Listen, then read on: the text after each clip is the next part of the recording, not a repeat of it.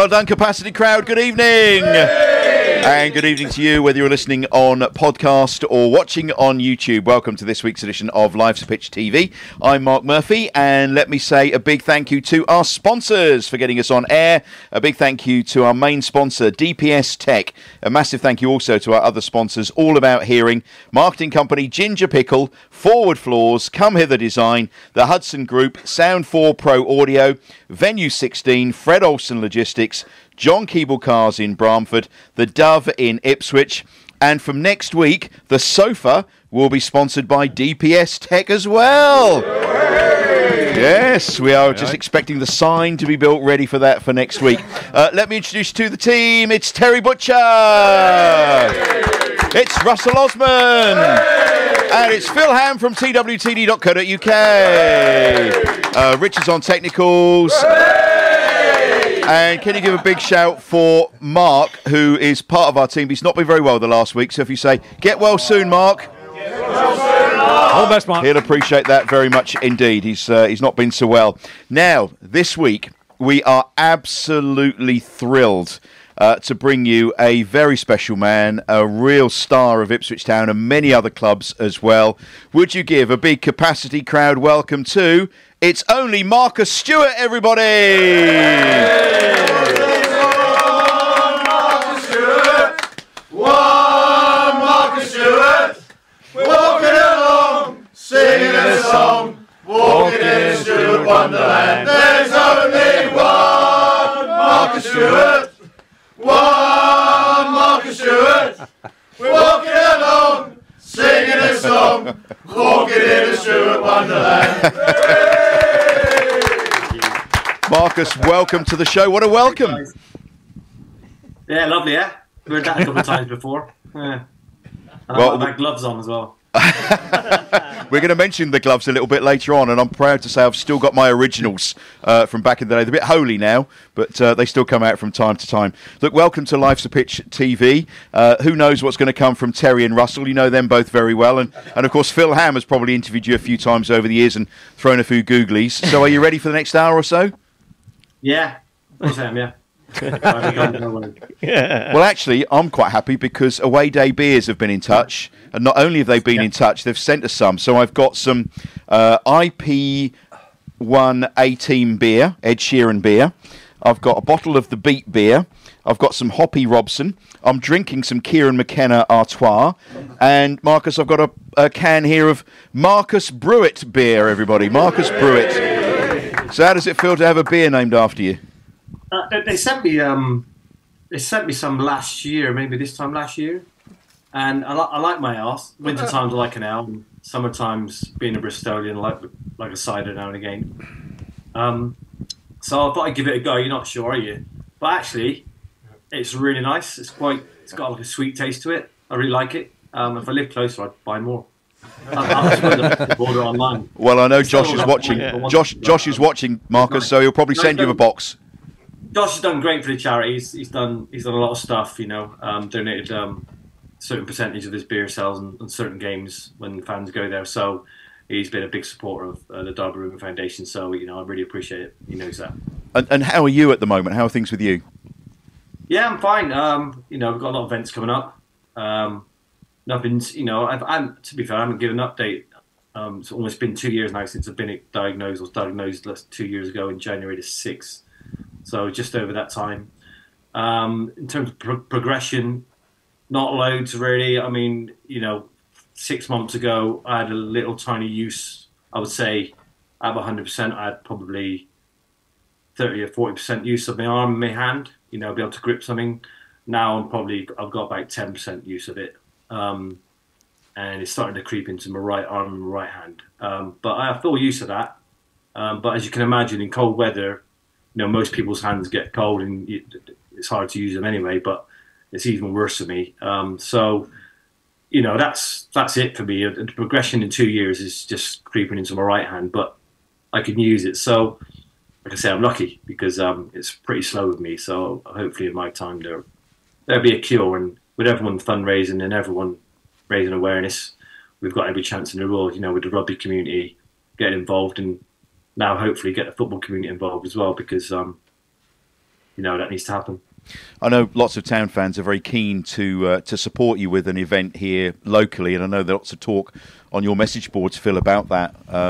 Potentially how town fans could support something, do a walk, do a run, do some kind of challenge, perhaps. Yes, because Marcus, you've got an event coming up soon, haven't you? In March, with a lot of players involved. Yeah, so it's March of the Day, and good name. It's from the 22nd of March till the 24th, which is Friday till Sunday, and it's taken in 19 football clubs, 175 miles over the weekend. Some people are going to be doing 2/3 of that, or some might do all of it. But anyone can join in. You can do as little or as much as you want to do. Of course, there's a core group doing it with sponsors and stuff like that. But each club we're going to, if you want to just join in, you can. But what I would say as well, if you can't make it to that event, which starts in Bradford and finishes at Anfield, taking in the 19 clubs kind of on the way. So it's Bradford, down to Oldham Road, over to Oldham, Salford City, AFC Manchester, Man United, Man City, back up to Blackburn Way, Blackpool. So it takes in all those areas, Accrington, and then to Everton and other clubs, and finishes at Liverpool on the Sunday night. But you can, if you want to do it in your own area, and you can't get to that area of the country, then do it in your own area. If you want to, you're more than welcome to. It'd be great to have someone's support. So we actually got an Ipswich fan that is doing it. Bear with me a second. They're doing it from Derby to Burton Albion. So it's the Ipswich Town Midlands group. They're doing it. Derby to Burton. A38. From the Weybridge Inn in Burton. And their name is Mandy Muir. She emailed my wife today. And they're getting involved. So they're doing their own little walk. 17 miles, I think it is, between Derby and Burton. Because obviously they can't get up to Bradford. So they're doing their own little walk themselves and raising awareness. So, the more people out on the streets on that particular weekend would be brilliant, because obviously, there's going to be a lot of us up in the north and the northwest doing it. So other bits of the country can fly the flag and bang the drum. That'd be brilliant. So everyone can get involved. You go onto Redwood Events, you go onto their website, and you can Google Redwood Events, and it will come up. All the itinerary will come up, or the schedule of what's going on, what days, what times, and you can register on there as well. So get involved. Well, hopefully it's a big event. Yeah, at the moment, I think we've over 60 ex-pros and 60, with managers involved, managers as well. So I think that will grow with the marketing and we can do around that between now and in March. Hopefully, with BBC Breakfast the other day, kind of promoting it with me and Stephen, alongside talking about what's going on with us. Hopefully, we can raise more awareness of this event that's going on, because I think it'd be big. Obviously Kev Sinfield and Rob Burrows have done loads between them as a team. If we can get the football community involved, like they've got the rugby community involved, along with Doddy, of course, and Ed Slater, then we have a chance of beating this disease. We really do. I mean, I really believe that. 10 years ago, if you got MND, you might have been in a bit of trouble. But I think these days, we're so close to finding a cure.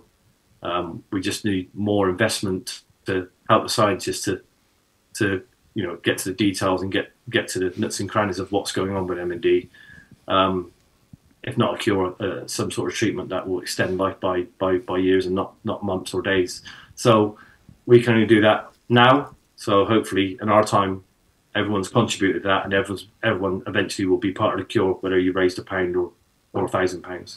Well, I'm pretty certain there'll be lots of town fans who will want to get involved and support you. And Marcus, we had a little Life's a Pitch committee meeting before we came on air this evening, and we'd like to donate £250 to the cause. So we'll make sure that that's in the bank to the Derby Rimmer Foundation straight after the show tonight. Thank you very much. I know for a fact that hasn't come out of Russ or Butcher's pocket, because they're That's charming, that, isn't it? Yeah. Okay then. Still only a pint, by the way. He started off now, so I think we'll. Yeah, off you go, boys. It's open season now. I think we'll finish. The gloves are off now. The gloves are right off. Those Marcus Stewart gloves are off. Yeah, they're right off. So yeah. Sorry, am I allowed to swear or no? Yeah, go on, go for it. We can just tick a box. It's fine. I'm not going to swear. Feel free. I don't think we've ticked the box all season, so it would be quite an event for us. I think we've had a couple. We've had a couple. Haven't we? But, you know, we're doing well so far on that score. But Marcus, as long as you can hold a pint with the left, with the right hand now, especially, then that's not too bad. But you know, you can manage that. Okay, you can do that, can you? Yeah. The funny thing is, you know, I kind of measure it like that. So a year ago, I could pick up of course. Left hand. But sometimes I say a cup of tea, but it depends what audience I have around. Whereas now I can't pick a pint up with my left hand, so I have to use my right. So that's fine. So eventually, I'll have to kind of get my hands together and grab the pint like that, or someone will have to pour it down my neck. But no, that's how I kind of gauge things, you know, a little bit by picking things up. So it's I had a few with Russ the other week, didn't we, Russ? Nice quiet evening, mate. In the Greyhound, by the way, the Greyhound have been brilliant as well. They've done loads of fundraising, so whenever I'm up in Ipswich, I always try and go in there and support them. Yeah, that's good. I'll make sure I walk a few miles for you on that weekend as well, mate. Somewhere down the line. Golf course, probably. Golf course with my clubs on my back with that nice little MND. That'd be great. I mean, I know we're just joking, but it'd be great, Russ. You know, anyone that can get involved. Wherever you are, we'll be there one way or the other, mate. Just bang the drum. Just bang the drum. Well, it's amazing what you're doing. I mean, there was a huge amount of reaction to that BBC Breakfast interview, wasn't there? How's that been for you this week? Manic, really. I mean, but I quite like it like that. You know, it's gone quiet. Not quiet, but you know, everyone wants to get involved somehow. So it's nice that there's something there to kind of look forward to and get involved in a big event. And BBC have been brilliant, as you know, with what they've done with Rob and Kev, and now they're jumping on, you know, helping me and Stephen out with the Dog Rimmer stuff and trying to get the football community on board. So there, you know, Claire Ryan's been great. She's pushed it as much as she can. So to get a 10-minute slot on BBC Breakfast, National Breakfast, is a massive win for MND, I think. Well, I think he deserves a round of applause for what he's doing, don't you, everybody? Fantastic. We'll talk more about you and your careers at various clubs a little bit later on, Marcus, but let's talk about Ipswich Town. It's time for our look at the season so far, sponsored by the Dove in Ipswich.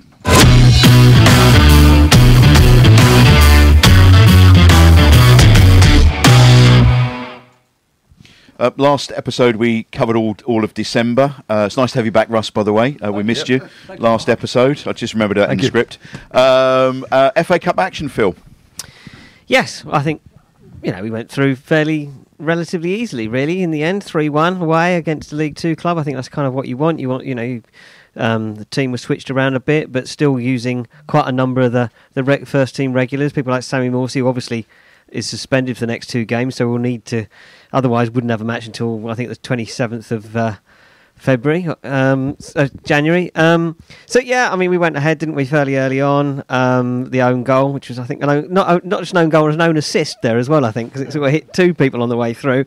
And then they got a penalty, which was a penalty. It was one of these kind of penalties that the ball sort of came onto him so quickly he couldn't get out of the way, but it's still a penalty, isn't it, under the left of the law? It was a stupid penalty, Phil. Do you think it was a stupid penalty? Why have your hand up that high? That was ridiculous. Yeah, that's true. I suppose he had his arm up, but I've never done that. But it flicked off Twanzabi's head, didn't it, in front of him, and so he. There's no excuse, Phil. No excuse. Anyway, it was a penalty, and it was the right decision. Yeah, it was crap. And it was, but I thought, you know, we kind of then got the goal from Twanzabi, his first goal in senior football. Actually, you'd thought a centre half like that would have scored a few more goals in his career up to now, like yourselves. Thank you. And then don't you compare Twanzabi to S2? I'll tell you. No. What, you don't think you're as good as them? No, I'll see you in the car park later on. Come on. And and then obviously we got the the third goal at the end after Harry Pell.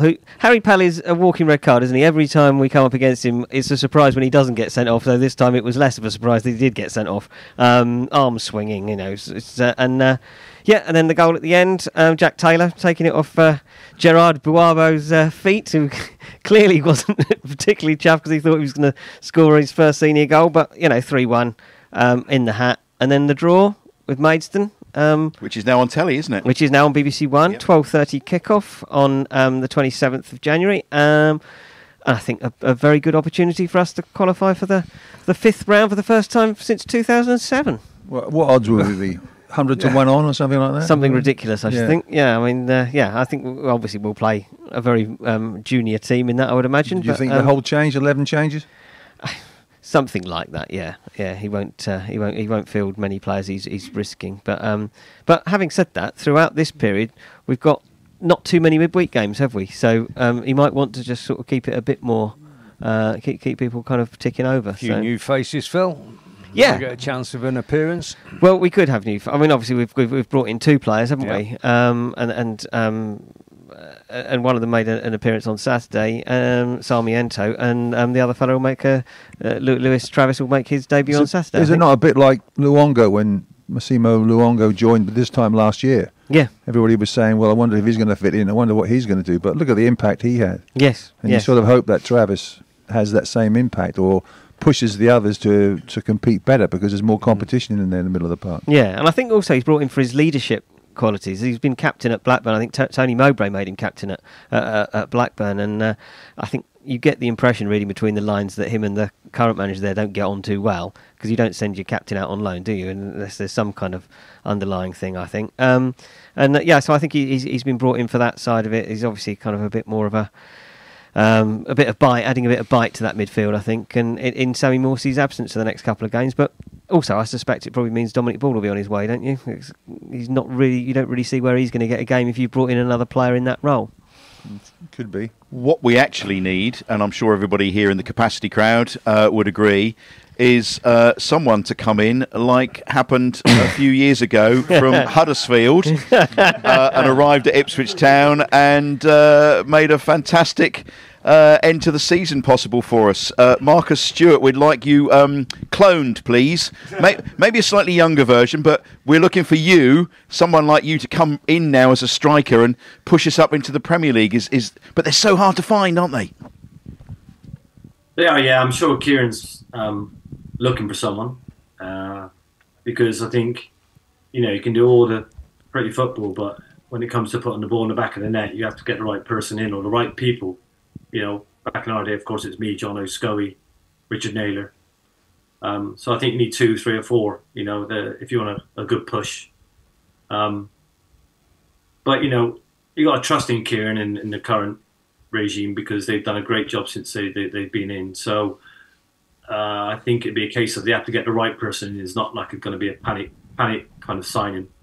I can't see that kind of thing happening with Kieran. I'm sure he's prepared and looked at players already. And I would have thought he would have been looking at those players from the start of the season, not just in the past 2 weeks. So whoever they get in, I'm sure they will be the right person for the club, not just as a player, but someone that wants to play for the club and be there as well. So yeah, I think you just got to trust what they've done in the past year and a half, 2 years. So trust them now. I'm sure they're searching for the right person, but like I say, it has to be the right kind of personality that plays in amongst those players, because to me, when I watch them and I'm there, the unity amongst those players is quite strong. But more importantly, I think the unity between players and the fans is back as well, which hasn't been seen probably since I was there. So it's a nice feeling going back to Ipswich at the moment and watching them because everyone's together. I know results help that feel-good factor. I get that, but you still have to have the right people in the right places, and generally they've got that right. So just trust in them. Marcus, just that you say the right people. What sort of striker would you go for? It's like someone like yourself, a bit of pace, a little bit of a Jack the Lad in the middle, up front, and all this sort of thing. You've got Connor, who I think is a really bright player, really bright number 10-ish, how he kind of plays in behind. I know he makes runs in behind, but he doesn't play up against people. I think you need someone maybe. I think you got bright players in that on that pitch, along with energetic ones as well. They've got a player. Most of those players have got a lot of good assets to their games. I think they need someone that's clever and can a little fox in the box. That's what I think they need. Someone who's a clever striker and has a good football understanding and has a connection with midfield players. Doesn't have to be necessarily a target man. I think Broadhead's very good at that. I think he's a menace up front. Whenever I've watched him, chases things down. He gives defenders a hard time. I just think you need the right player that makes clever little runs in behind defenders. Where to get that from, I don't know. And they might not be looking for that. That's just my opinion. One of the players that's been mentioned a lot as a target is Jay Stansfield, who I think you probably know from Exeter. Jay, yeah. I mean, I was best friends with his dad, who obviously passed away. We were both at Exeter together, me and Adam. And, he got diagnosed, of course, and died within 6 months of diagnosis. So off the back of that, we became real good family friends. We were good family friends before that. But I stay in touch with Jay now and again, and I stay in touch with his wife, Marie. And we're still going down and see them now. They live in Tiverton, which is 50 minutes south of Bristol. So we try to go and see him whenever we can. I know it's hard for them. Obviously, she's going up to watch Jay quite a lot. Now he's at Birmingham. But what I would say is, what I know about Jay as a person, he's a very humble lad.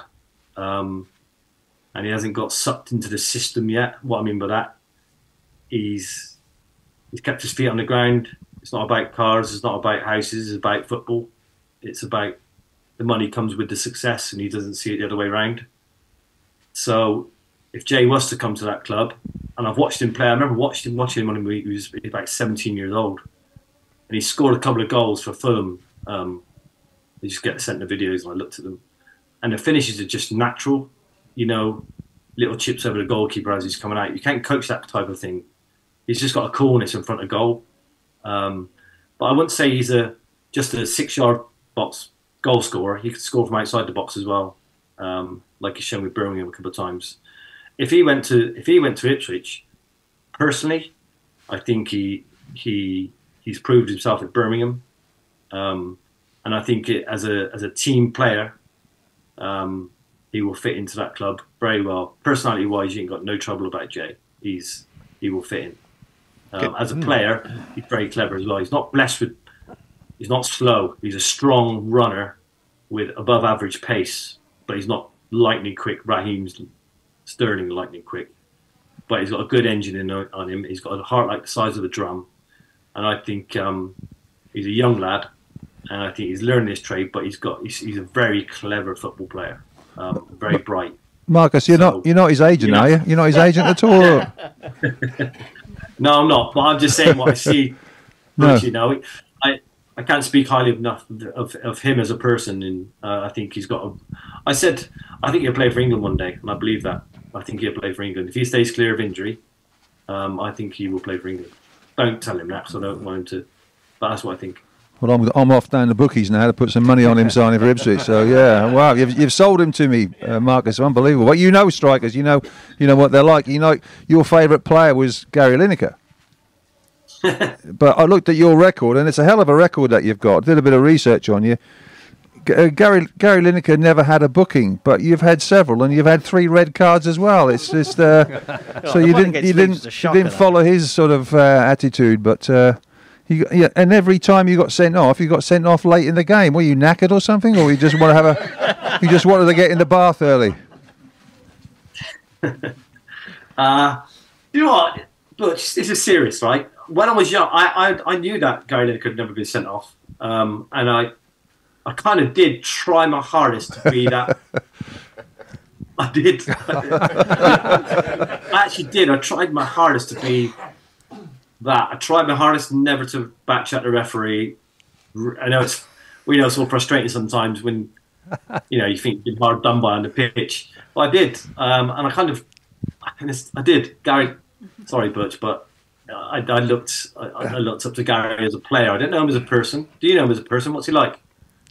We'll move on to the next question. Yeah, he's all right. He's all right, Gary. But yeah, Marcus, 32 years ago, I played against you at Twerton Park, and 9 minutes into the game, there was a brawl, and you were right in the middle of it.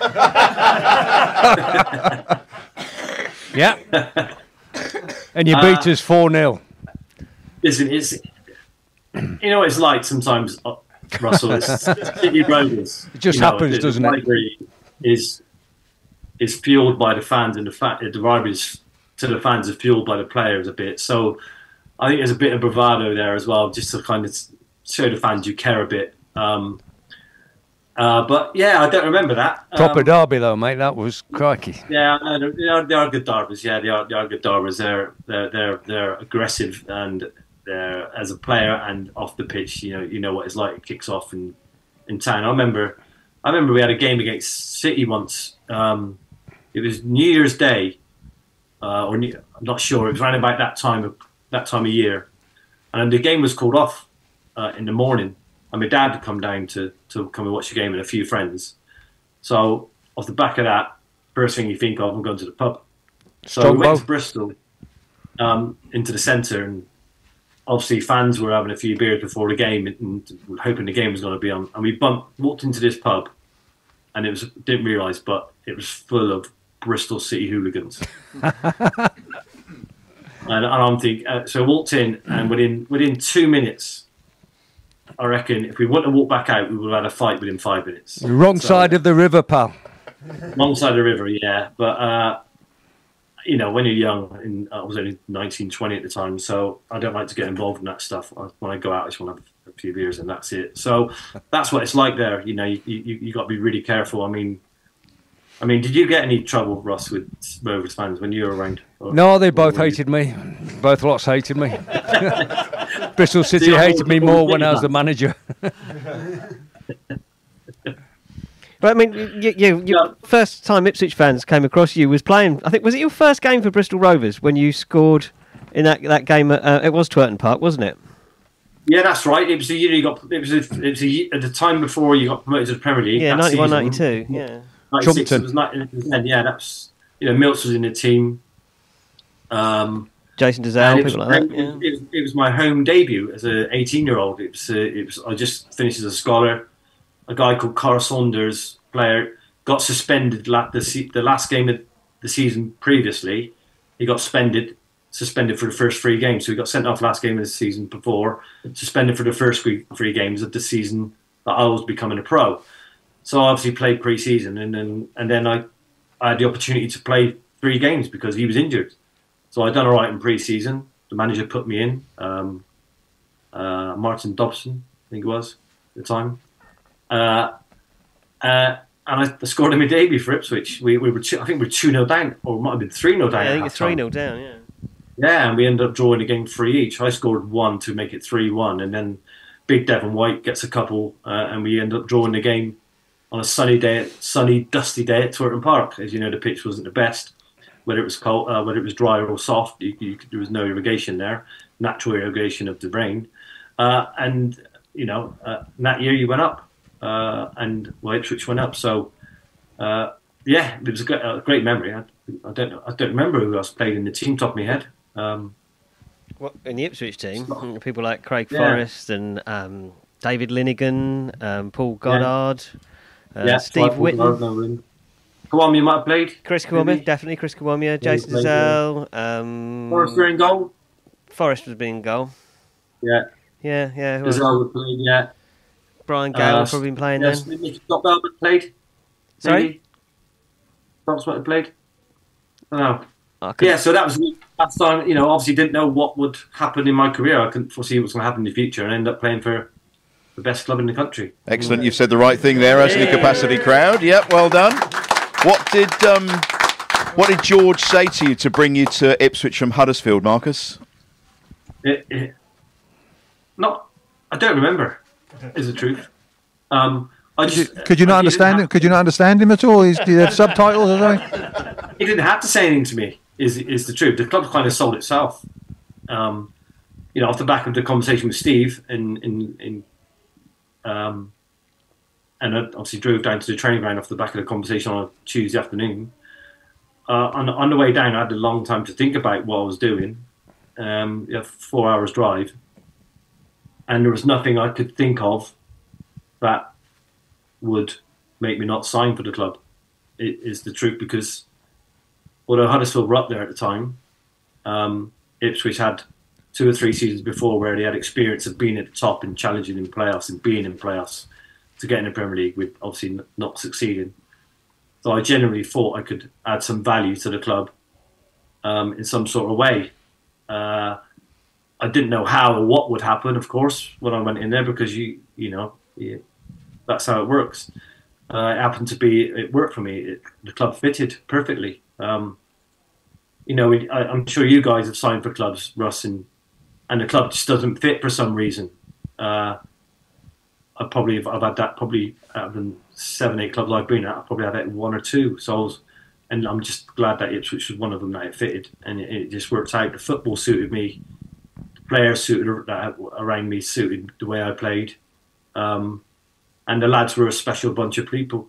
We had a great team spirit and togetherness, and I'll never forget that, because you don't realise at the time what you've got and what teammates you had until you probably get to my age now and older, that you understand what a special group we were. And your first game was at Barnsley, wasn't it? Debut at Barnsley, and then home debut was against Huddersfield, wasn't it? Yeah. Weird, yeah. So Barnsley away. I think I might have trained in. So I was at Huddersfield, and Barnsley is a bit of a derby itself, Yorkshire derby. So the first game, and that's where me and Jim and Jilton had that connection. Started that game. And we won, yeah, we won. We obviously won it, and I scored on my away debut, and then a weird feeling of bittersweet, I suppose, because I've just scored on my home debut for Ipswich. Didn't really have loads of touches of the ball, but I had one opportunity and I put it away. But it was a bittersweet moment, because obviously I've scored just against my old club, who I had full respect for, and I had great times up there with great people. But I've just scored for my new club as well. So, and I knew that a 2-1 win could be really important, for the run in at the end of the season, because it's February time, and we were chasing still get automatically promoted then. So bittersweet, but of course you always want to. I think it's really important as strikers, especially to when you go to a new club, you have to get off to a good start. And score hopefully in your first 2 or 3 games, because I think if you do that, it kind of gives you a little bit of confidence, I think. Whereas if that didn't happen, players are like, fans are like, not on your back, but they're kind of wondering, when's he going to score? Is this the right signing? And everyone thinks like that. So I think it's really important. So to score my first 2 games, first home and away, was a good feeling, really, because I was off the mark pretty early, and I didn't feel any pressure after that, until I got injured and then came back into the team. So yeah, I was ready for the playoffs, I think. I was going to say the playoffs. You didn't score again until the playoffs, did you? I don't think. And no. The game away at Bolton, I was on that terrace that day. Yeah, we've had a message in about that from Mr. Sedgwick's tweets. Thank you for those 2 goals against Bolton in that semi. A question for you, Marcus: which is better, the first goal against Bolton or the recent one by Wes Burns? Which would you say was the better of the 2 goals? Asks Mr. Sedgwick's tweets.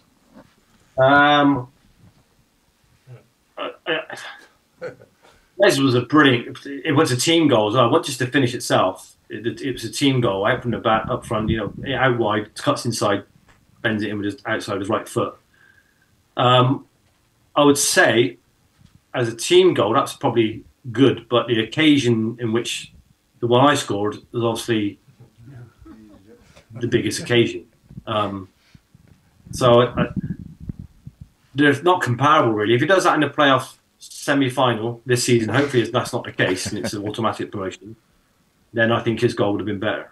But we looked dead and buried at that point. Well, those of us that had been watching Town in playoffs year in, year out, we were kind of a bit worried at that point until until you scored. I mean, how did it feel on the field at that point, 2-0 down at Bolton? I mean, I've not been in that situation. It's the first time I've been involved in a Championship playoff. I've been involved in League One before that for Bristol Rovers against Huddersfield, and we lost that day. That was a final though, so it was the first time I've been involved in a playoff semi-final and final in the Championship to get in the Premier League. The biggest stage of all. So I knew that the next goal, we went 2-0 down. For me, it was, here we go, 2-0 down, still in the game, like you are, 3-0 down. It's a tough one, even though there's two legs. Next goal is really important, as we all know. 3-0 down, 2-1, it's a big difference. So I think that goal to get us back to 2-1 was the volley. I know it's the volley. To get us back to 2-1, I think that was more important than the second goal. I mean, that for many people, that semi-final, two games against Bolton were the highlight, the best games. There's some nods in the capacity crowd here. I mean, they were just fantastic games, weren't they, to play in, and certainly to watch as a fan. Amazing. I mean, the first game was more open. It's more of a football game. They didn't sit back; they were at home, and they had to come at us and try and get goals themselves. Whereas the second game, it was a case of let's do a mid block and just see what they can do, bully them a bit, get stuck into them, streetwise. Kicks off the ball, all that sort of stuff they were doing. And it almost worked for them, but it didn't because, the way we played, people didn't realise we could be as tough as anyone on the pitch, but we could also play football as well. So, and I think you need those kind of attributes to be able to be a good team and to adapt to what other teams can do to you. So yeah, I mean, as well, in the playoff semi-final, the first leg we've gone a goal down.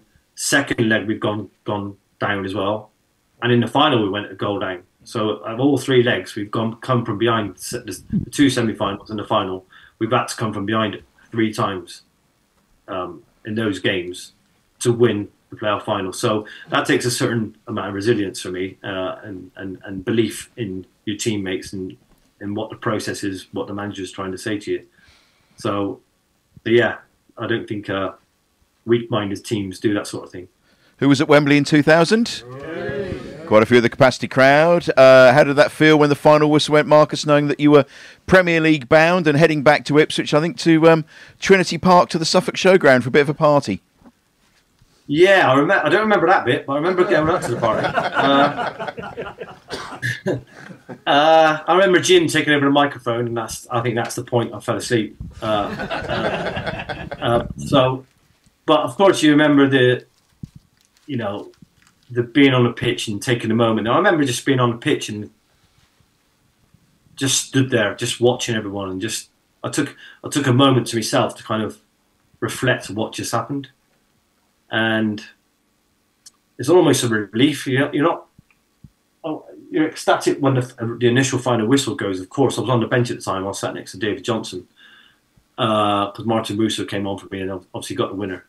Not the winner, but it was the one that kind of closed the game out with a couple of minutes to go. So I think you're ecstatic then, and then the exhilaration turns to kind of, right, what have we just done kind of thing.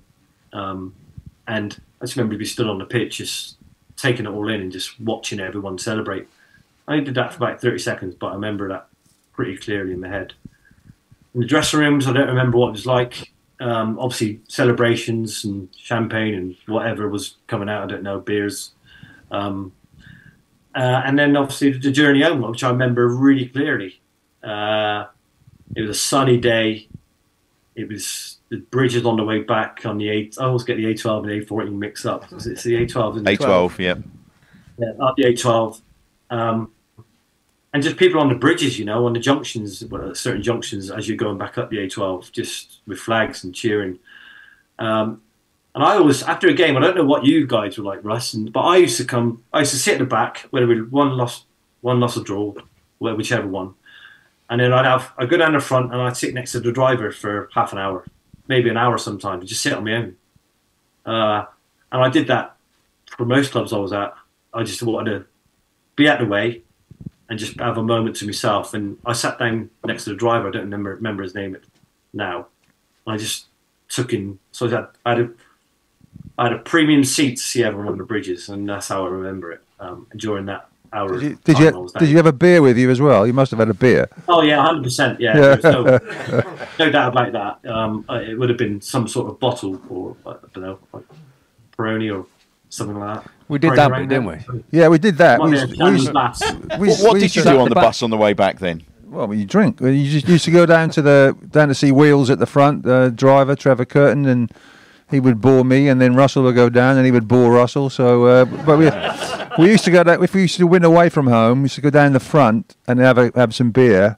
And in those days, you could have some beer on the bus, and we would just toast all the away supporters. It was great. They didn't like that very much as well. So yeah, we did that. But bus journeys home from victories like that was just special. They live in your memory forever. They really do.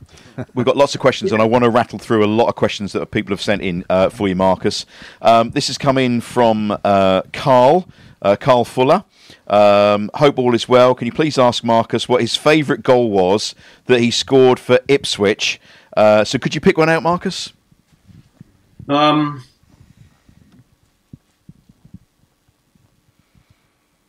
I think it has to be the first one against Bolton. If you ask me at the end of the end of the Premier League season, the first one, I probably would have said one of the Premier League goals. But like I said, I've had time to reflect quite a lot of time, and I think it has to be the first one against Bolton, because I don't think if we wouldn't have got that goal and they got the next goal, I don't think we would have been in the Premier League the year after. So I think that's the most important goal I've scored for Ipswich. Yeah, well, it was a terrific one, that's for sure. He goes on to say, I once interviewed you for TWTD and gave you a fridge magnet from Clacton-on-Sea. As I recollect, you used to, supposedly, collect fridge magnets. Can you confirm on Live to Pitch TV whether you are a fridge magnet collector, or is this, Marcus, an urban myth? No, I am.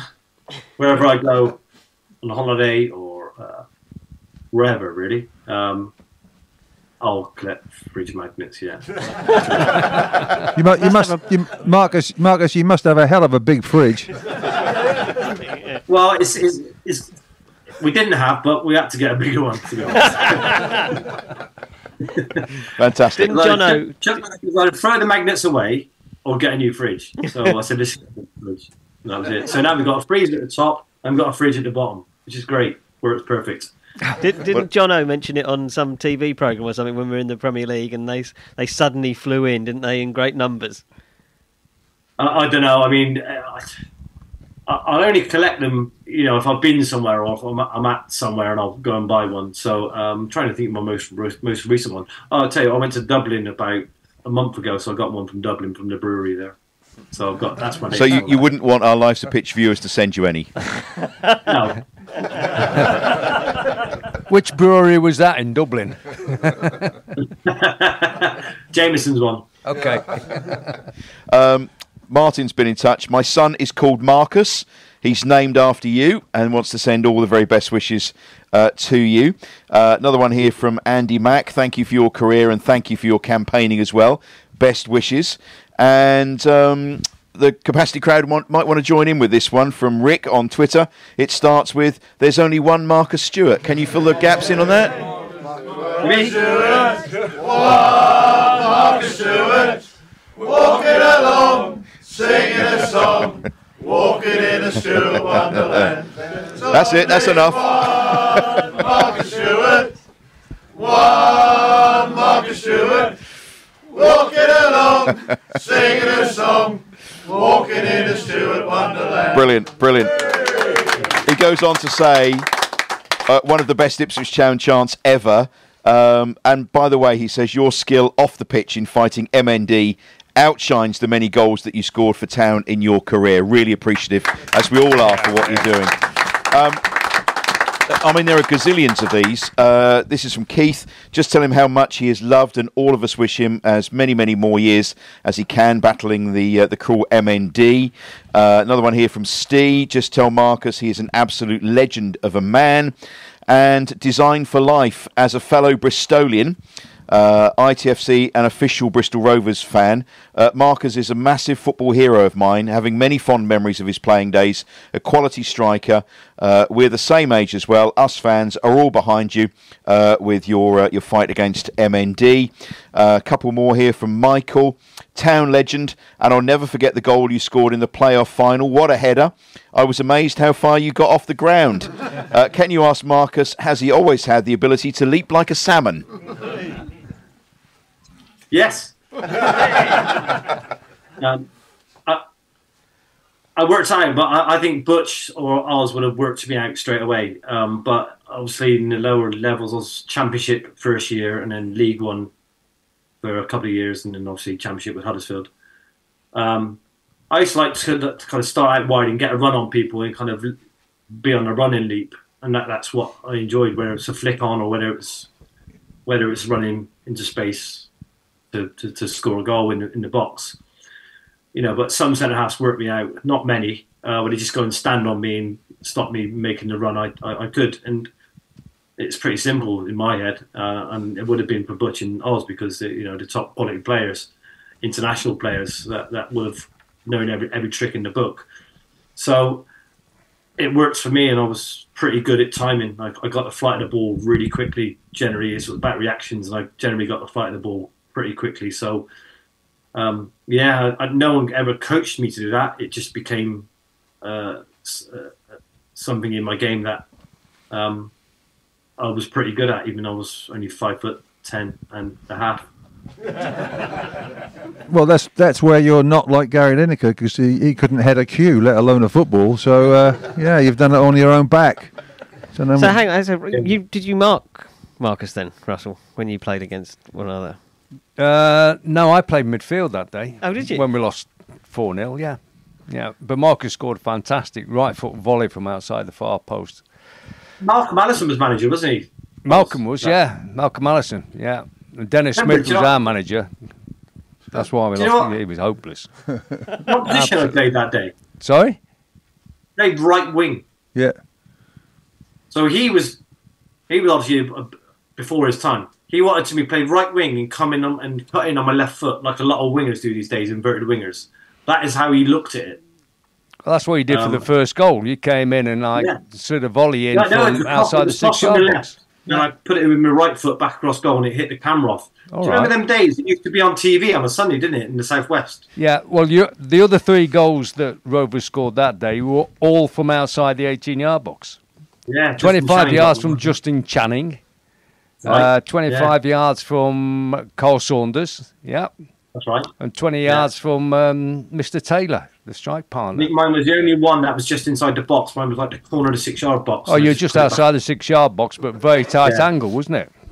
Yeah, it was. Yeah, it was very tight. Yeah. Shame we didn't have a centre half to mark you that day. just stand on him. Some more. What was your team that day? Can you remember it? Our team, I think we had Jerry House in the right back, Keith Welsh in goal, Bryant, centre half, I like Christensen.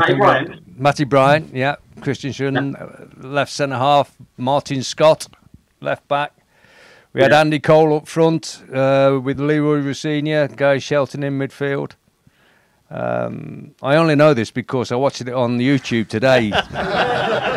Thought your memory was staying. It's still bitter. That was amazing. That was amazing. But there's a punch-up after 9 minutes that intrigued me. Yeah, that was the best bit. Yeah. Some more questions, Marcus. I'm going to rattle through these, and then we've got a few other bits and pieces to squeeze in as well. This is from Kevin. His skill and calm finish in front of a packed Kop to claim us that 1-0 win at Liverpool was another standout iconic moment from an incredible time spent with Ipswich. A truly wonderful player. Scoring in front of the Kop, Marcus, what was that like? Nice feeling, of course.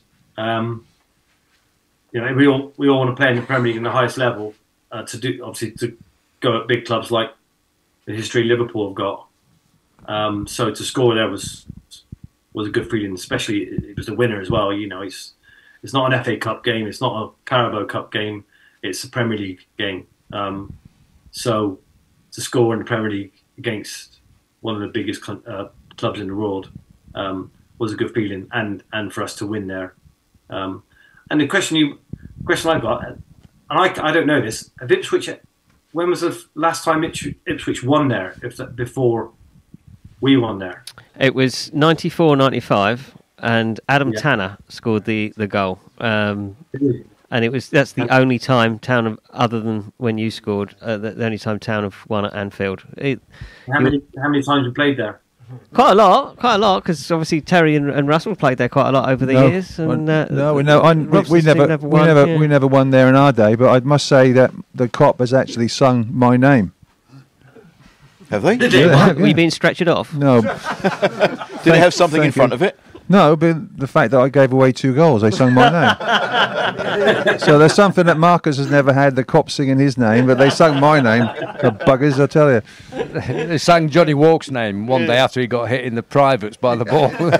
Johnny Walk, Johnny Walk. Great sense of humour up there, you know. Those. So that season, Marcus, people didn't expect masses of Town when they got promoted, but 5th. I mean, I can remember the game at Leeds. I think was the one when people started to really believe that this team was going to, was not just going to survive, was going to actually thrive in that division. Is that how it felt for the players? Yeah, I'm sure. If you ask them, they were surprised. It's not been done in the Premier League before. It's a team that gets promoted via the playoffs gets into Europe. I think Sheffield United almost done it a few years ago, and I was praying that they didn't, because it's a nice record to have. So yeah, the odds against for someone doing that in the Premier League are not with you. So it was a special year. But like I say, we had a special group of players. Not one of those players before they played in the Premier League that season has ever played in the Premier League. So that makes it even more special. Special and I think group, it was a hunger and desire, from all of those players, I'd say, to want to play in the top flight. I think that's part of the reason why we got there. And one other thing that you're famous for, and you've touched on it already, the gloves. What was it about the gloves? And they're still called Marcus Stewart gloves. Anybody got a set? I've still got my original ones. Yep. What was that all about? Oh, I hated wearing long sleeve shirts. Hated it. But I understand that your hands still get cold.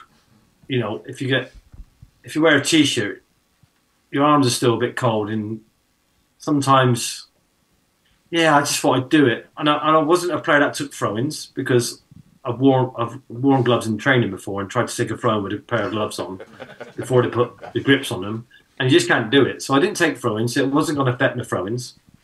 I just thought I'd give it a go. It's the truth, because I didn't want my hands to get cold, and that's it. What about you, Butch and Russ? Did you wear gloves? I see loads of players in the Premier in football these days wearing short sleeves with gloves on. Yeah, I see it all the time. Yeah, nowadays it wouldn't have happened in our day. Bobby would have been straight down and get him off. Get the gloves off. What would he have said?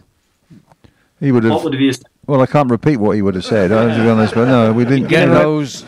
Yeah, but we see that all the time now in the Premier League, the gloves, and you think, well, come on, some players will have to wear gloves for diabetes or something like that. They have to keep their hands circulation, or I don't know, something like that. Syndrome or something like whatever, that. Yeah, but from a medical point of view, yeah, but everybody seems to have a medical problem in the Premier League because everybody has to wear gloves. So you didn't fancy wearing the Keith Weller leg warmers then? The Keith Weller leg warmers? No. The tights, you mean? Yeah, but I know what he means. I mean, the thing is, generally, if you ran about a bit more, Marcus, you would have got warm hands. But there we are. Look, we'll leave it on that point for now, Marcus. Don't go away, because we're going to come back to you very shortly. Marcus Stewart, everybody! Okay, time on Life's Pitch TV for our Keep It Up challenge, sponsored by Ginger Pickle.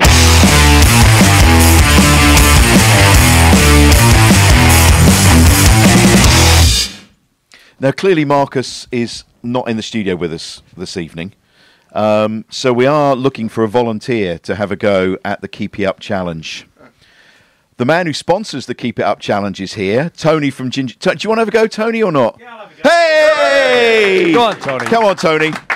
He sponsors this segment of the show. You know how it goes. You're doing this for Marcus Stewart, okay? There you go. Over into our performance area over there. Yep. Apparently, Fantastic. Tony, he's more of an egg chaser than an actual ramble man. So, yeah.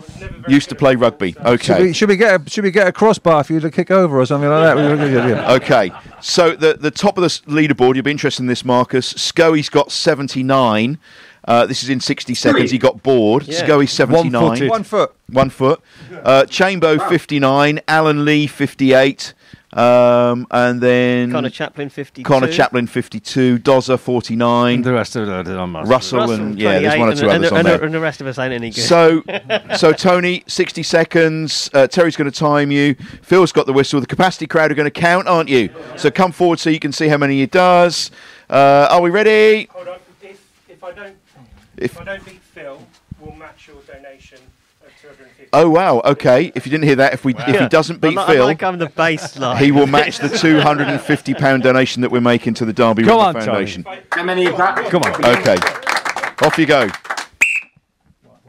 6, 7. Oh, 2! Give him a round of applause. It's another 250 quid. What do you think of that, Marcus? Come on, Tony. 2. Sorry. Give me the ball back. Come on, you're not having that. Actually, Good Mark, donation for you, though, mate. yeah, it was a good donation. Actually, he didn't. He got very close to me. I got 3, so I beat him. So I think it was a double touch on one of those, so it might actually be look, three. it's £250 for a fantastic Yeah, cause. no, it's so, great. yeah, I think Double that's hit the main doesn't thing, count. Well now done, in Tony. golf. Good sport, my friend. Thank you very much. There you go. 500 quid. Don't forget, if you're watching on YouTube, don't forget to like and subscribe the channel. It really does help us. Check out our website, www.lifesapitch.tv. You can buy mugs and T-shirts on there, as beautifully modelled by Butch and Russell and Phil over there and myself. It's time now for the Town News in Brief, sponsored by John Keeble Cars of Bramford, with Phil Ham from twtd.co.uk.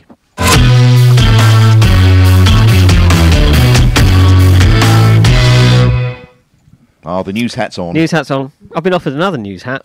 We'll see that in a couple of weeks, I think. The news today, really. Winger Carl Edwards has left town by mutual consent after 2.5 years at the club. Earlier this week, his loan with Oxford was cut short due to an ankle injury, which is going to keep him out of action until April. But the news then revealed that he was going to stay with them to undergo his rehab, which I kind of think, you could kind of see where it was going from there. Then Town today announced that his contract had been torn up, and I think it probably, all but certain he's going to join Oxford once he returns to fitness. I think, he had his moments, I think, is without ever really establishing himself. Made 23 starts, 40 sub-appearances and scored 3 goals, and was a valued member of the team that got promoted last year, and I think fans will remember him very fondly in the years to come. And the FA Cup, we've already touched on that. Town paired with National League South Maidstone, the lowest ranked team left in the competition, and the game will be January the 27th, live on BBC One at 12:30. So Town, good chance of going through. First time, 2007 last time in the 5th round. It's a long time, isn't it? So there we go. And on Saturday, Cameron Burgess and Australia play their first match at the first group match of the AFC Asian Cup when they're taking on India. So good luck to him. And Elkham Bagot and Indonesia, they play their opening match on Monday afternoon when they face Iraq. So yes, that's the news in brief. Thank you very much, and brief it was as well. Can I just mention as well in this section, we lost an absolute Town legend this week in Irene Davey. Now, Irene has loved Ipswich Town her entire life, and she passed away this week very, very suddenly, actually. And I've known her since. There's a lovely picture of her with Terry at Portman Road. She absolutely loved Ipswich Town, and I've known her since I was 5 years old. And we'd always chat about Ipswich Town and have a little kiss and a cuddle when we saw each other down at the ground. So just give Irene a quick round of applause, would you please? Because we have lost a real stalwart of Ipswich Town. She's a lovely lady. She was a lovely lady, and when I first joined with the Town supporters, Martin Swallow wheeled her in a wheelchair. We went to meet at the suite at Portman Road. And now Martin's gone, and now Irene's gone as well. So the association's lost 2 fantastic servants, and she was lovely. She'd welcome everybody, and she was like the doyenne. She was everybody sort of asked her permission if they could do something and do this, because she knew so much, and because she was Ipswich Town through and through. She'd worked on the coaches, away coaches, and everything else. So an absolute giant of a lady, she really was.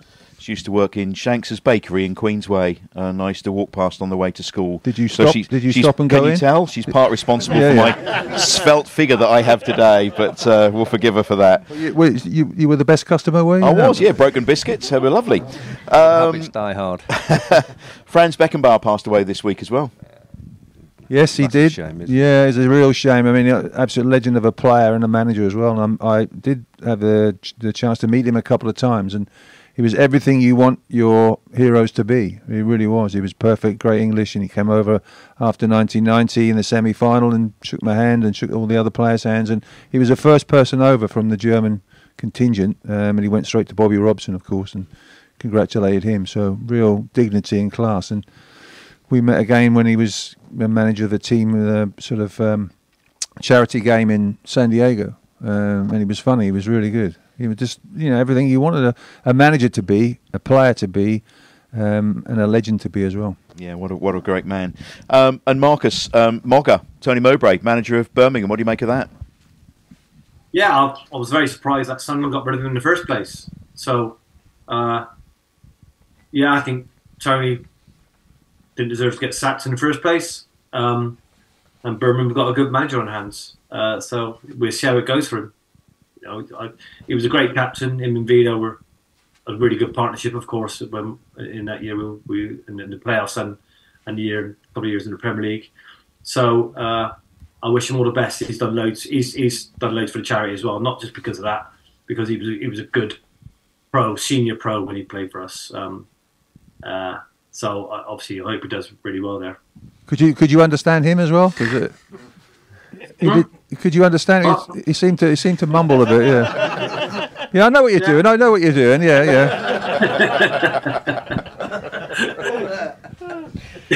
You touched on Sunderland there, of course. Your thoughts this weekend? What scarf are you going to wear, Marcus? Bristol Rovers one, I think. It's blue anyway. It's blue. Listen, there's some tough games for Ipswich coming up. Next 2 games. Wow. New manager for Sunderland, been in recently. Obviously, the loss last week against Newcastle in the Cup. Ipswich, 3 draws and then the win in the FA Cup. So, both teams are still going. Sunderland will think with a win they can be right back in the chase for an automatic promotion again. So, the next 2 games for Ipswich are big. Sunderland and then Leicester, and then obviously Maidstone away in the Cup is a bit.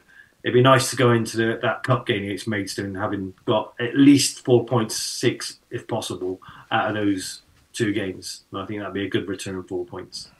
It is amazing where we are, though, isn't it? It's incredible to watch. It's brilliant. I mean, I'll watch it on TV. It's 5:30, isn't it, on Sky on Saturday? Is that right? Or Sunday? Yep, Saturday. So, yeah, Kieran would want them to get back to winning ways as soon as possible. So there's no better place to do it is against, at Portman Road against Sunderland, which will take you into the Leicester game for the confidence.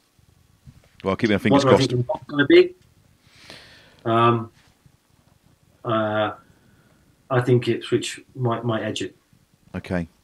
Do we think Ipswich are going to edge it on Saturday? Yes. Confidence here. Confidence. They've drawn the last 3 league games. Am I correct saying that? Yep. Yeah.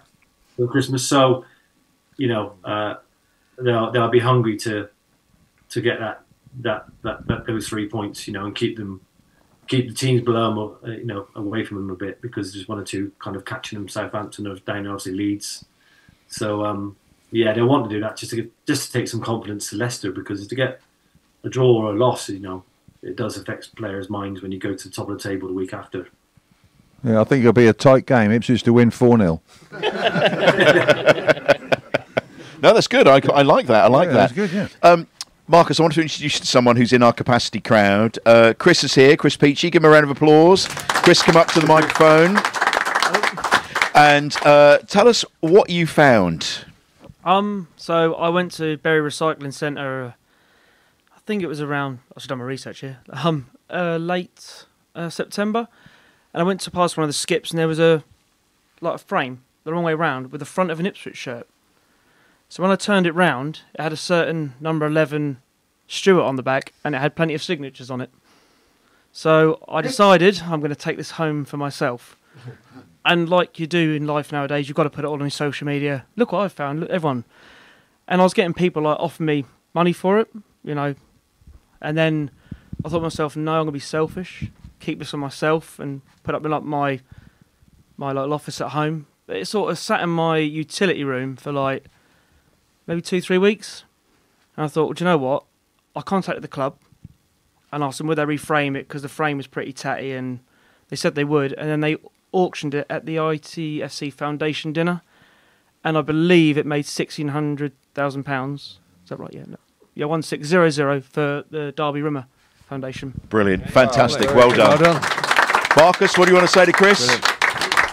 Thank you very much. I did read that. I read the article on that, and I've seen it on the news as well. So, thank you very much. I just, not just my shirt, but who throws that sort of thing away?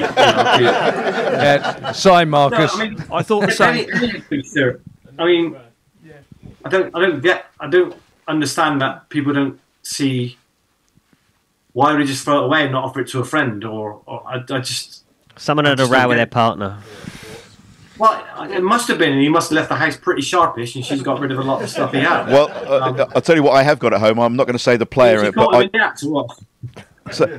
I have at home a shirt that I bought off eBay from an ex-Ipswich Town player, match-worn shirt, and it was put on eBay by an ex-girlfriend who was flogging off all his stuff.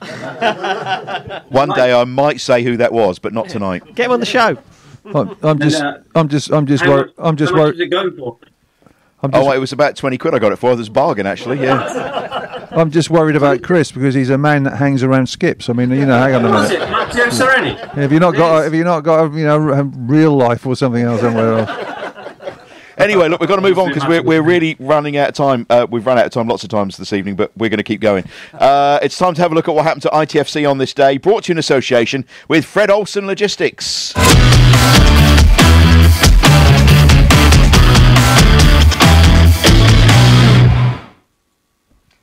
Right, well, on this day, the 11th of January, takes us back to 1971. Town travelled to St James's Park to face Newcastle United in their first FA Cup meeting. Mitchell put the hosts ahead before Mick Mills struck the equaliser. What? It is, yeah. Mick Mills? Mick Mills struck the equaliser with his first FA Cup goal to take the Geordies back to Pullman Road. Town would win the replay 2-1. Wow. Then later on, the 11th of January 2003, Ipswich stretched an unbeaten run to 8 games, but only had themselves to blame for failing to win at Turf Moor.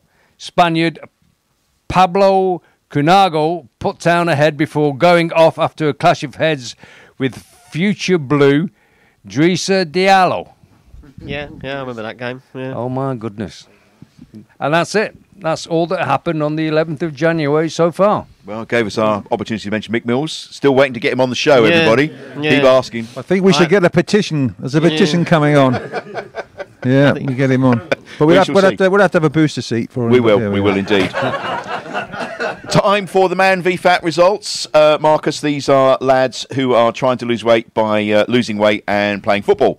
And we do the scores every week. So this week's Man v Fat. They return to action this week, and Fat certainly won over Christmas. The guys are back on it now, though, and looking forward to a great season of football and weight loss. This week's results. To lose a few pounds, 5. LA Galaxy Bar, 2. Seattle Quarter Pounders, 2. Man Titty, 3. Pork Vale, 1. Hardly Athletic, 7. L'Argentina, 15. FC 20 Stone, 4. Dynamo Kebab, 4. Barely Athletic, 7. Could you congratulate Pork Vale on retaining the Winner's Shield and Hardly Athletic for winning the Season Cup? Spaces, everybody, are available in both of the Ipswich leagues with new seasons beginning this week. So there we are. Thank you to the Man v Fat team. We are out of time. Marcus Stewart, thank you so much. You now have the accolade of this being the longest episode of Life's a Pitch. And couldn't we go on longer, everybody? Yeah. We absolutely could. Marcus Stewart, everybody. Well done, Marcus. Thank you. Final word, Marcus, to the town fans watching? Promotion. That's it. Good word. Playoffs, automatic promotion. That's what you got to think of. That's fantastic. That's the best ending to any of our shows that we've had so far. Thanks also to our sponsors who make this possible. That's DPS Tech, our main sponsor, also soon to be sponsors of the sofa. Ooh. All About Hearing, marketing company Ginger Pickle. Well done, Tony, for keeping it up tonight. Well done. Come on, Tony. Forward Floors, Come Hither Design, the Hudson Group, Sandford Pro Audio, Fred Olsen Logistics, John Keeble Cars in Bramford, and the Dove in St Helens Street in Ipswich. Thank you, top team here. Thank you, Capacity Crowd. We'll be back next week, and up the town, everybody. Up the town. Go on, mate. Go on, mate.